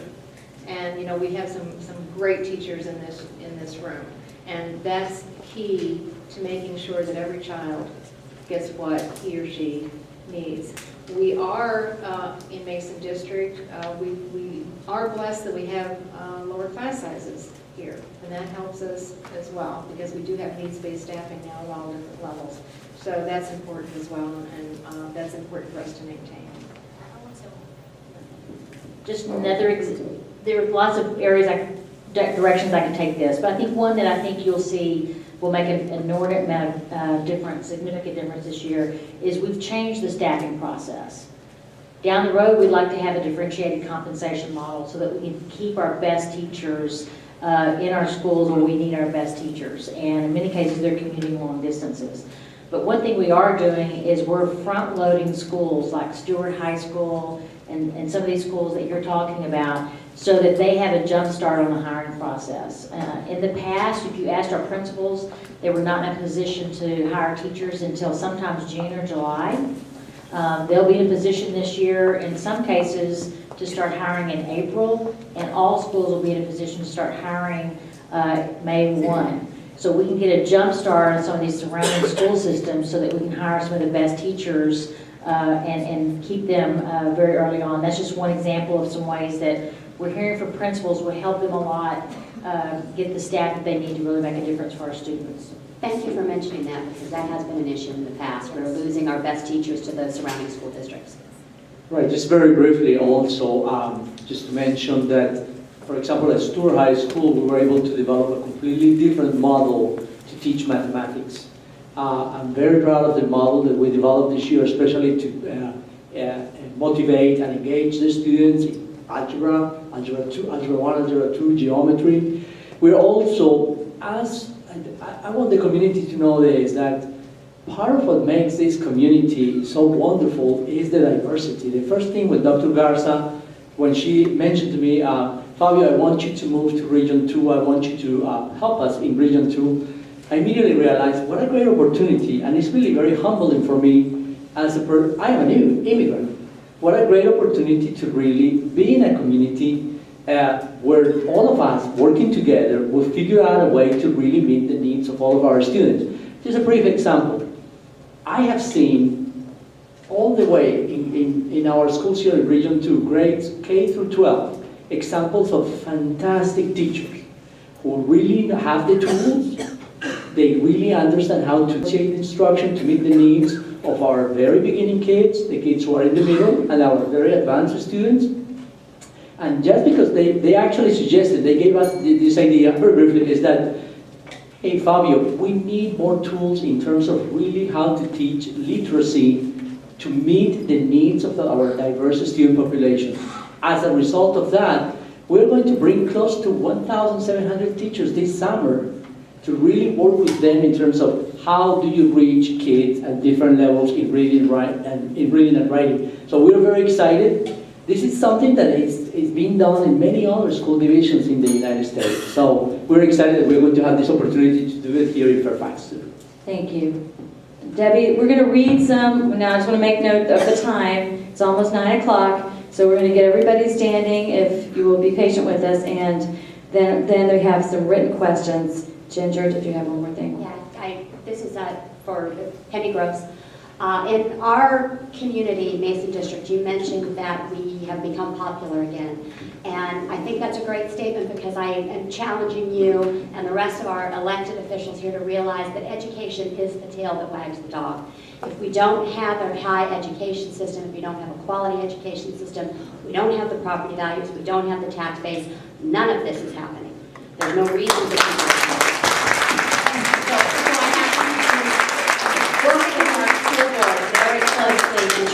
and our superintendent and trying to make these changes happen so we can continue to support what has made Mason District popular again. Thank you, Ginger. If I could respond, you know, public education, excellent public education is the #1 priority of the County Board of Supervisors. It has been reestablished, reaffirmed many times. About 52 to 53% of the entire county budget goes to the schools. You just take that money and transfer it to the schools. Now, I have always supported the budget, including the school budget that comes to the Board of Supervisors.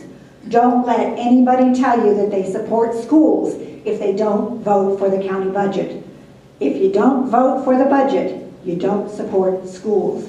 And most of us do support schools, and we do that by transferring a good part of your tax dollars to our public schools to do exactly as Ginger said, and that's keep our school system right up here. Thank you. Thanks. Debbie is going to read some. A question from the audience. We've only had Bailey's Upper open since September, and already it's at capacity along with a regular Bailey school. Where will you put the overflow when this happens in another year? Most additions and upgrades are overcrowded within 2 to 3 years. Well, that's a good question, but Bailey's actually Upper is not overcrowded, and the actual enrollment came in a little bit lower this year than was anticipated. But, you know, the question period is an important one that we have to look at throughout this whole year, and that's why we review it annually and revise our CAP process. We're making that document more user-friendly with our friends' help, and we're committed to continuing to do that to make it more transparent and conversant about what actually is occurring. Okay, one more red question, Debbie. You want to read? I'd say question about the strategy on Stewart's principal.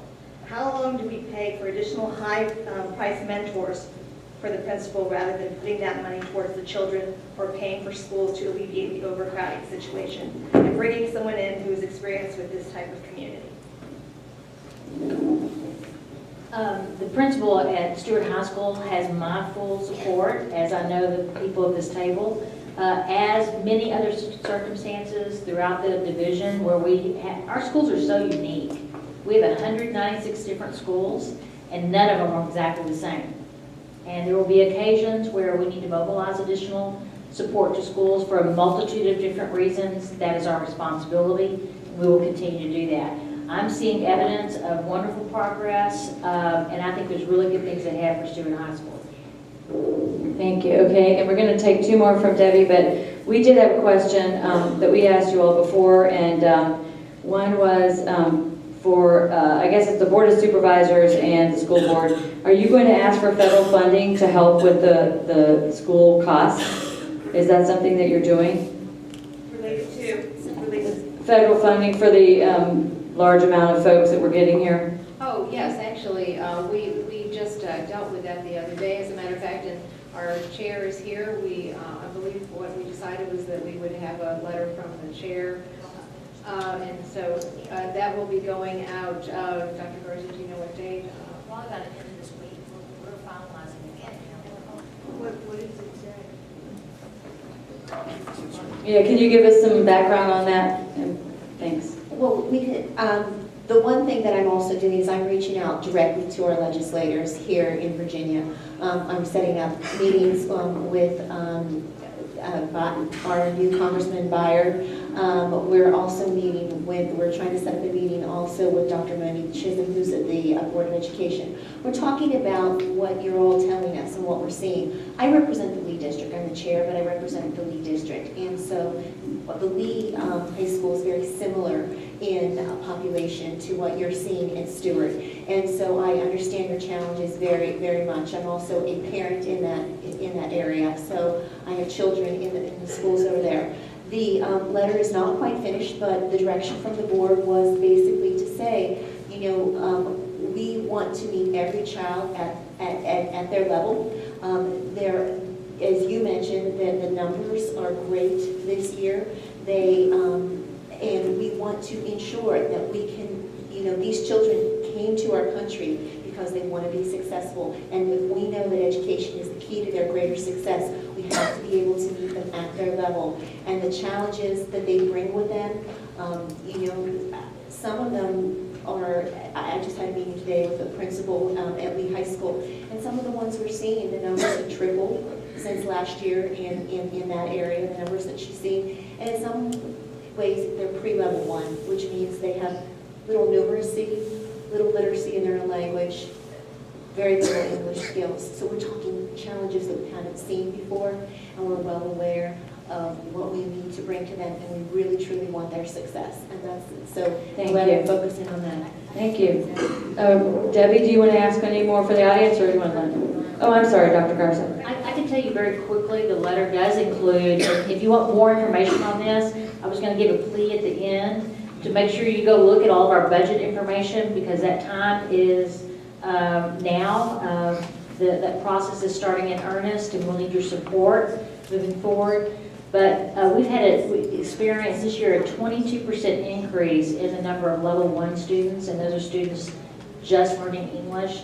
And what does that translate into? About a $4.1 million increase in our budget for next year. So that does translate into real increased cost. We're responsible, and we're happy and feel a moral obligation to respond to every child's needs. But we are asking for the federal government to step up and help us as we've experienced this unique phenomenon and growth in this area. I think the Board of Supervisors would be happy to support that kind of request, but make sure that that any federal funding that you might get on that doesn't supplant existing funding that we get. It does no good to take it from one pocket and put it in the other pocket, because then there is no extra money. This is extra money that we'd be going after. Okay, let me go ahead. Do you want to read it, or do you want to let this lady? Let's let you go. Hi, I'm Jane Cheek. I live in Bel Air. I had a 4th grader at Belvedere and a 7th grader at Glasgow, and I also really enjoy being a substitute teacher. So I'm real familiar with a lot of the issues we've talked about. I'm also the parent of a special needs child, and I just really want to make sure we remember that it's not just the numbers. It's about these unique populations. Diversity is not just language. It's making sure that the facilities can really accommodate kids who have every potential in the world, but they need specialized learning and behavioral support systems. It can't be taking tests in the hallways or in closets. And separation is just not always the answer. So just for all of us.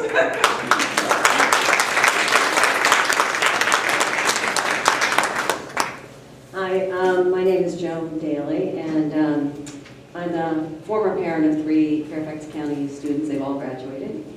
And I'm from the Falls Church Pyramid. I'm just curious, is anybody here from the Falls Church Pyramid tonight?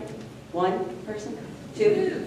Okay, well, we are in Mason District. And so I'm here tonight because I wanted to bring attention to, this is actually a question for Supervisor Gross, about the inadequate funding for the capital improvement projects in the schools. Falls Church High School has not been fully renovated since it was built in the 60s. It's the oldest high school in the county. It's one of 5 legacy high schools, meaning the 5 older ones, and we've not been fully renovated. And it's had a really negative effect on the community that I live in. And we now have multiple generations of students who've gone through the school and it hasn't been fully renovated. And as a result, some of the facilities create what I would call unequal learning environments, especially in the science and technology departments. And this can cause students and parents who are able to exercise their freedom of choice, and people place their kids out of the school. So we keep running up to the same problem. Many of the people at this table here, Sandy and Mr. Blantenberg, have worked really well and hard for us to try to keep this issue to get attention, but we keep running up to the same obstacle, and that obstacle is we don't have enough funding to take care of the schools that are old and need to be renovated. What are we going to do? Well, let me see if I can address that. First of all, Falls Church High School is now in Mason District. Until 2011, it was in the Providence District, so I could always just push them off to Linda Smith and to you, Patty. Although more than half the kids more than half of the students who attend Falls Church High School do live in Mason District. You're talking about the bonding capacity. And I will say, when I first got Falls Church into my district, Sandy and I went over and met with the principal. We took a tour because I had seen the bathrooms there at a meeting one time, and it was just awful. I won't say it was gross, it was disgusting, because it's never gross, but it really was disgusting. And we actually got some work done there to upgrade those bathrooms. But when I first got on the board, the bonding capacity was split about 50-50 between the county and the schools. And then a few years later, we actually increased that, and now it's at the schools get 2/3 of the bonding capacity, and the county facilities get 1/3. So it's about, but it's about $155 million every school bond. In order to keep our AAA bond rating, and it is very fragile right now, we have to be very careful about our bonding capacity. And so I know that the schools have asked for, I heard from at least one school board member, not Sandy, who wanted all of the county's bonding capacity for schools. We can't do that, quite frankly, because that would put at risk police stations, fire stations, libraries, and county facilities. So we can't do that. But we have looked at some creative ways, and that's why the infrastructure, what do we call it, infrastructure finance committees with school board and board of supervisors, that's why the committee was put together, to look at ways of saving money. We're looking at how can you renovate a school at less cost. The business community seems to have some techniques. We don't know, why can't those be implemented in the school system? Jeff, I'm stepping on your on your area, but we do have these conversations. But again, good financial practices mean you don't put all of your money in one location. We really have to be careful about our bonding capacity, and we also need to follow what the school system puts in their CIP. That's what we adopt for bonds, is what the school system has asked for. Thank you. Okay. Clive? I'm sorry, I just feel compelled to make it. Excuse me, just briefly say, we have the lowest cost per square foot, not only in the locality, in the region, and also in the nation. If you look at that, and the lowest square foot per child, I'm not really proud of that factor, but what that really means in terms of public educational facilities, our team in the history of Fairfax County Public Schools and our renovation and construction program is a national model, and it is a standard of best practice, which is reflected in your budget manual, the Constituent's Guide to the Budget Practice. Please pick up a copy of that and review it. If you got any questions, don't hesitate to ask me. Sorry. Thank you. I'm Clyde Miller from Homestead Valley Citizens Association. No question this is a difficult problem, but it's important to ask ourselves how our school system has come to be in such a poor condition. Who is to blame? I believe that we are to blame, the community. We have let this happen to our children and to our property values. Schools are overcrowded and their budgets are inadequate. Williston, a prime site for a badly needed new school, has been claimed for a $125 million county office building for which there is no demonstrated need. And we are offered in exchange high-rise elementary schools on blacktop in commercial districts that are not suitable for schools. That's nonsense. Just imagine the schools that we could have if the $125 million were invested in children's education instead of being invested in the glory of Mason District. Over the last 34 years, we, the citizens of Fairfax County, have never turned down a school bond referendum. Never. We have given every dollar asked of us. How then can our school system lack for funds? The community needs to address the two underlying problems. First, the Board of Supervisors has an insatiable appetite for flooding the county, Mason District in particular, with high-density residential development. 8,900 units in Bailey's and up to 6,000 at Seven Corners. That's nonsense. The second, the Board of Supervisors, the Board of Supervisors places too low a priority on the quality of our public schools. They throttle our budget. We, the community, have clear tasks. We, the community, have clear tasks to accomplish: moderate growth, secure an adequate budget for our schools, and take back Williston. The Board of Supervisors works for us. We are in charge.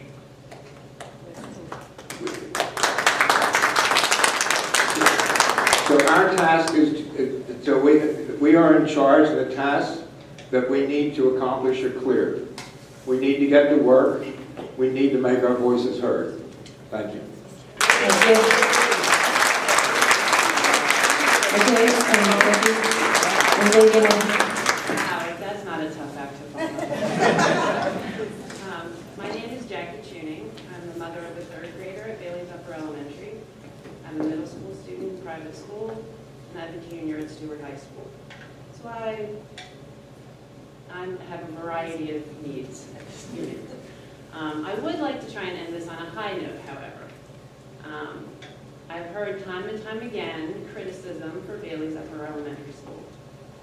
And as a parent of a child who was eligible to go his very first year to that school in a wonderful new building, as opposed to going to a trailer with a leaking roof, sorry, getting a little verklempt, not to use that twice. I was amazed at how quickly that all came together. Was totally in awe of how well it was pulled together and how everyone came together to rise to the challenge. And based on that effort and the results of that, I have incredible confidence in you all sitting at that table to handle the challenges in front of you. And I truly, truly appreciate all your efforts on behalf of all of our children. Thank you.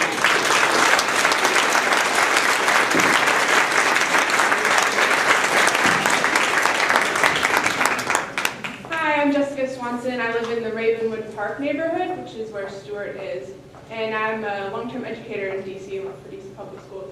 My question is for Supervisor Gross. Thank you for your mention about supporting the schools through voting for the budget. I wondered if you will be planning to support the full request, fully funding FCPS, which is something the county hasn't quite done, even though it is a large share of the county budget. So will you be supporting the full request of FCPS this year? And how can we get other supervisors to do so to fully fund FCPS? First of all, we don't have our budget yet. The school board has adopted their budget, or put it forward, but we don't get the budget from the county executive until our meeting on the 17th.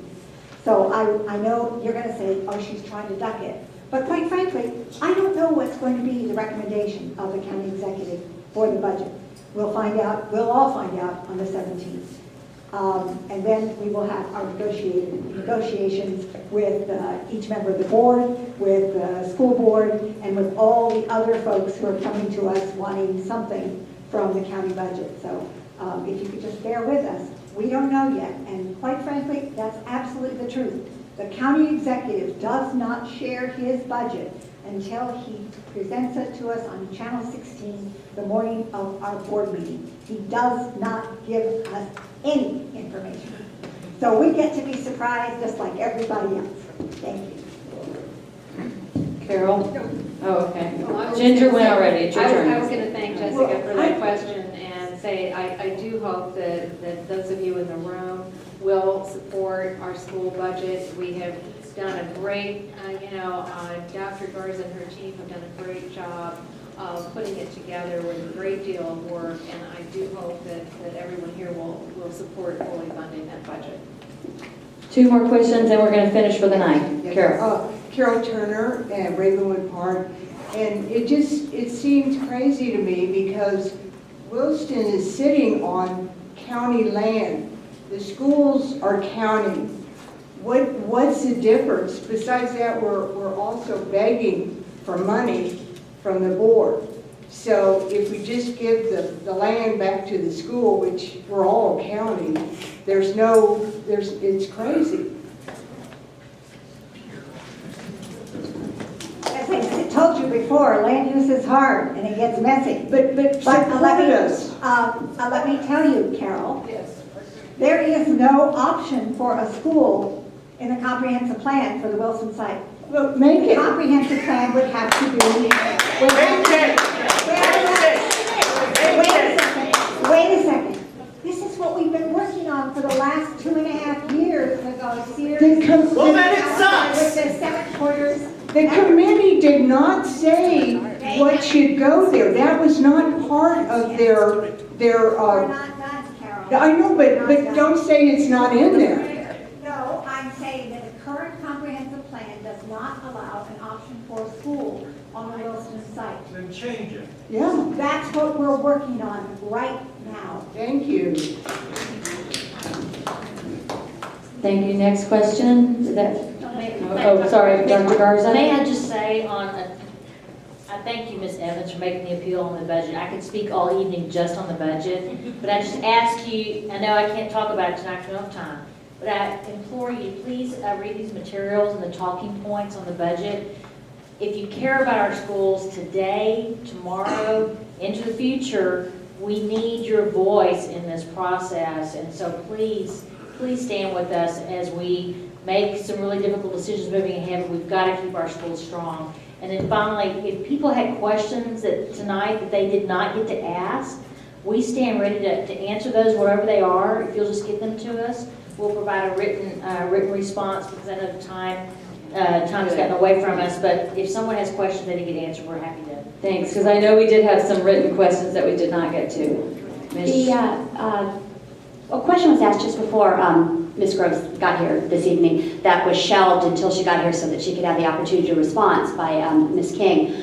And since we've been here talking about overcapacity and overcrowding in the schools, that being one of the main focuses here, she was commenting on the multiple families living in single-family dwellings and the zoning and housing ordinances and enforcement of those ordinances. And the question was shelved to wait for you to be able to get here to respond to that. So is there a plan? Is there a way that the county Board of Supervisors is dealing with that particular issue that's happening so frequently here in the Mason District area? In 2007, the Board of Supervisors created something we called the strike team to go after multiple occupancy. That worked quite well. In fact, it worked well enough that we decided to create an entire department, the Department of Code Compliance. The Department of Code Compliance operates on a complaint basis, and you can turn in the suspected multiple occupancy for investigation. We need the street address, the exact street address, and what you suspect. You can turn that into my office, or you can call the Department of Code Compliance directly at 703-324-1300, and they will endeavor to investigate it. However, remember that under the Fourth Amendment, you do not have to allow anyone in the government to come into your home. So people do have the right to say no, but we also have the ability to address a number of multiple occupancy issues, and we have done that. It continues, but we have done that. In most cases, we don't have to take people to court. In most cases, they will come into compliance voluntarily. There are some that don't, and we continue to work on that. Okay, so I have a quick follow-up question to you about that. You said that we don't find out until we see multiple addresses come in on students, that there are multiple people living in dwellings. Can the schools report that? Because I don't live in an apartment building. I don't know how many people live in the apartment buildings. So can the schools start addressing that? Because that's taxpayer money that we need to pay for this. Yeah, just as the school receives registration forms and things of that nature, we aren't in the business of figuring out how large the place is and things of that nature, so that would never be on the school side. Okay, so the task force that was started in 2007 needs to be re-upped because it's a big problem we're still having. Let me just say that we have survey results that show that people have no faith in code compliance. If you want to see the data, it's on our website, masondistrict.org. People stop calling. So I don't really personally want to hear a lecture on code compliance. John, go ahead. Thank you, Patty. I would like to follow up on the remarks that you said, and I'd like to begin the way you usually begin with my remarks, that is a lot of misinformation. As we both know, as everybody here knows, code compliance is a complete sham. It's been a sham for years.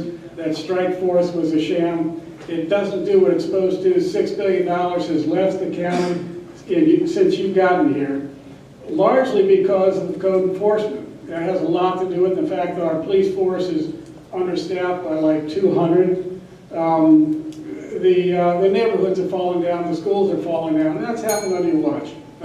Okay, final word. Penny, you want to have one final say? Thank you. Anybody else want to say? Okay, we want to thank you all for coming this evening. And we really do care about this district, and that's why we hold these forums. So we appreciate you coming out and supporting our community.